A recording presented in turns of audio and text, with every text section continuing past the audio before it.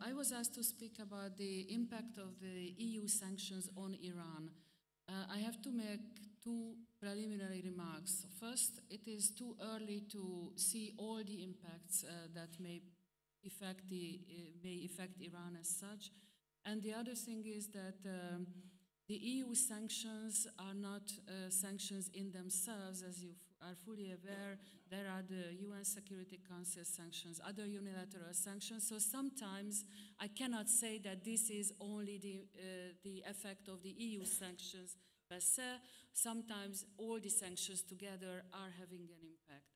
So my starting point is that if you look at the Islamic Republic of Iran's history, all through around the one top priority is the regime's existence and survival.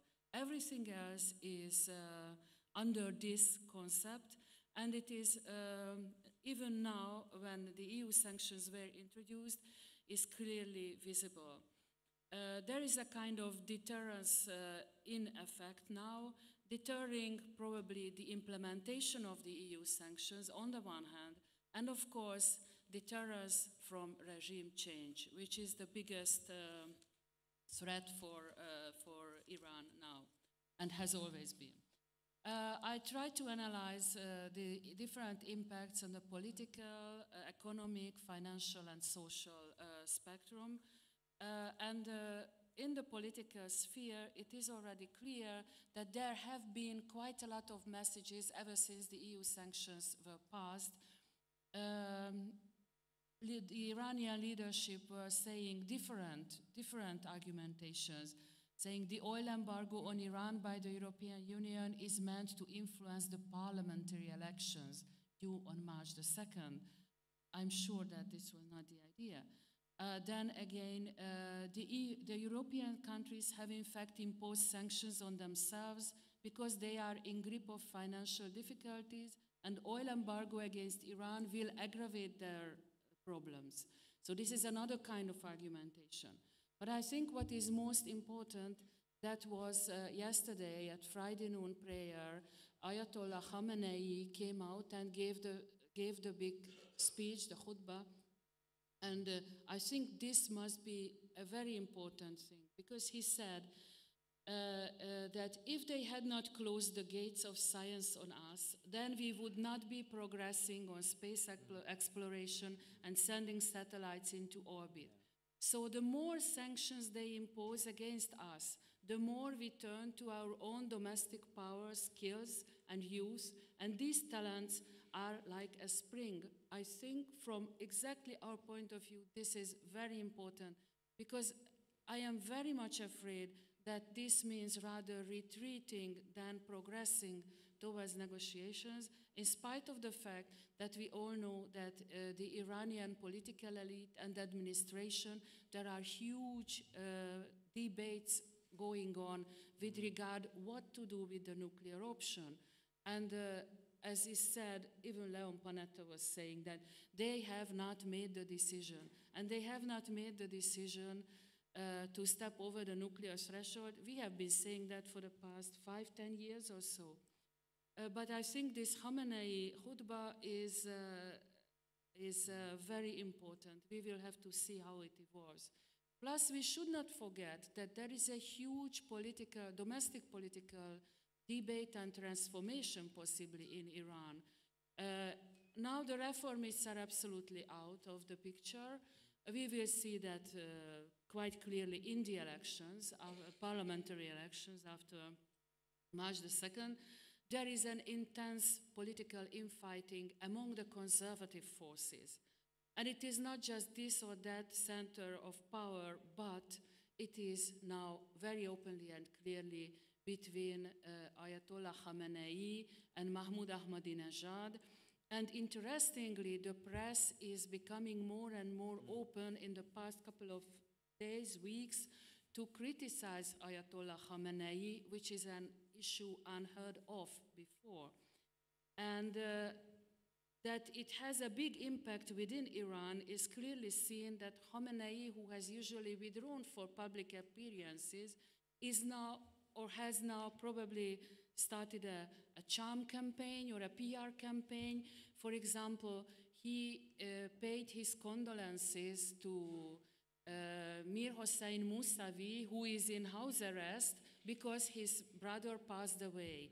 And he even said that Mousavi was such a big person and he has contributed to Iranian development so much, and so on and so forth. Khamenei is going out of his way to pay his condolences and even visit the family of the nuclear physicist who was murdered, and so on. So there is something that is undergoing very deeply in Iran, and I think we should not forget, because this will be decisive from the point of view. Even now, Ahmadinejad goes out publicly criticizing Khamenei, which is again something unusual. Then there are the official political counter moves. The Majlis is on the point of passing, or has passed already, I could not check that, a law that prohibits the sale of oil to the European Union before the EU stops importing.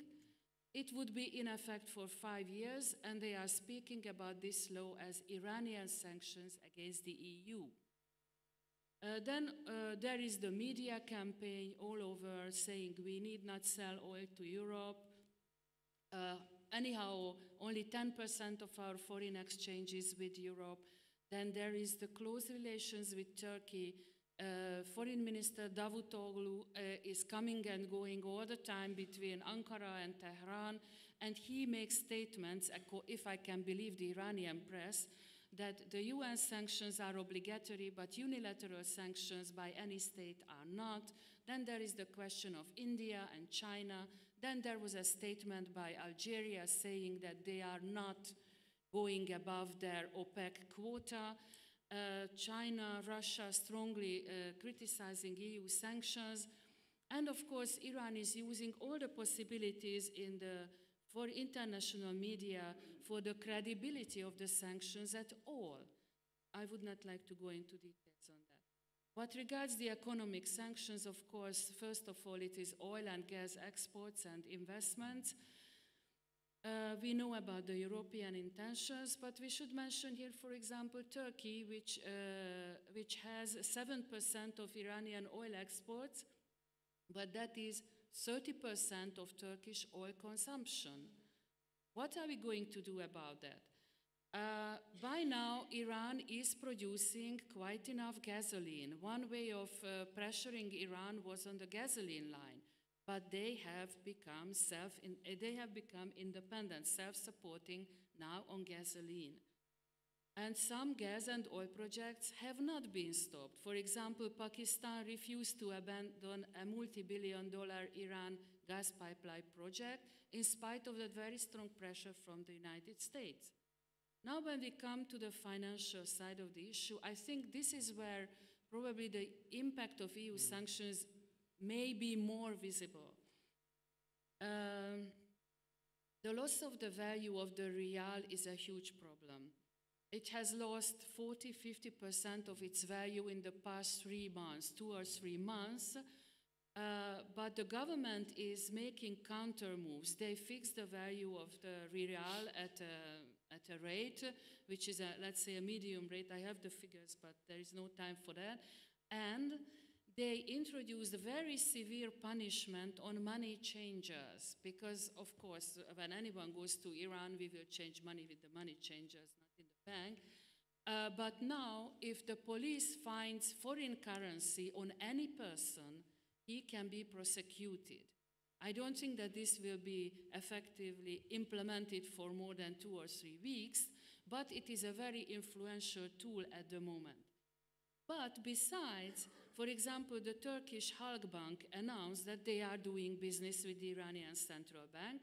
The Indians have changed some of their trades with Iran into Indian rupees, the Chinese in the yuan, but the Chinese are also making a very good use of this crisis, and they are trying to get better prices from Iran. Now when we come to the social impact, and here it is not only the EU sanctions, but together with all other sanctions, Small businesses are closing down, unemployment on the rise. Why? Because, for example, just to mention one example, the Daimler has closed down an assembling unit factory in Iran, so people were sacked, of course. The price of gold coins have gone up. Why is it important? Because young people cannot get married. So this is what affects really the life of the society. Food trade is badly hurt. Because the European and other banks cannot deal with the Iranian central bank, there are no credible letters of credit issued. Therefore, grain income has been stopped, livestock has been stopped. I'm almost finished. So it is very important. But unfortunately, and especially, these sanctions are hurting the middle class the most. The middle class on which we would like to depend for change. Because they are the ones who have their savings in USD and euros, they are the ones who are traveling abroad, they are the ones who are sending their children abroad. So they are the ones who may have debts in foreign currencies. So what is the outcome?